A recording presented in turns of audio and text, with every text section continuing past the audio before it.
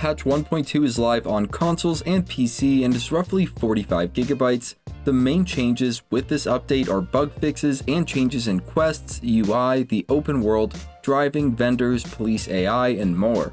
I'll leave a link to the official list of changes in this patch in the video description if you want to go take a look for yourself, but in this video I'm just going to cover the major differences I was able to see with this update. For anyone wondering, I'm playing the Xbox One version of the game on the Series X. First, I want to talk about cars and driving, where now while driving a vehicle you can wobble it to help get it right side up and back into a drivable position. This is done with a left stick on consoles, but on PC with mouse and keyboard you can do it with A/D, W/S, or L-Shift/L control.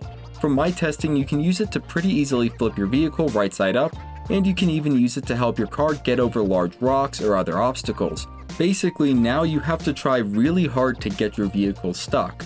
Another change I tested out was those made to the police and crime system, first doing a hit and run, sort of by accident, and it was still pretty easy to get away from the scene of the crime, and I noticed that police didn't spawn right on top of me.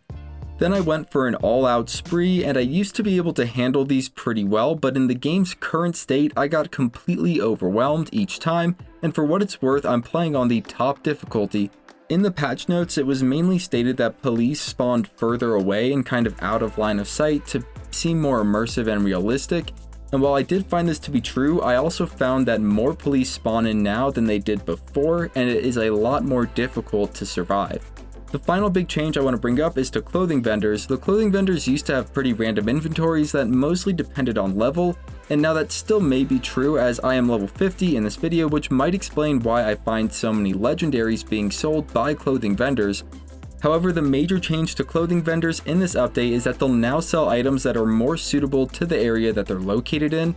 So if you're in a shabby area clothing shop, you'll find more street style clothing, and if you're in a richer clothing shop, you'll find more formal or corporate style clothing. Also, I noticed that almost all clothing shop legendary items have the max number of mod slots for their clothing category. So legendary inner and outer torsos had 4 mod slots, and legendary pants had 3, so on and so forth. I don't know if they've actually added any new clothes, but I think it should be easier now to put together a decent ensemble of clothing in whatever style you'd like by visiting a few different shops around the map. They definitely seem to stock better gear, both in terms of stats and appearance.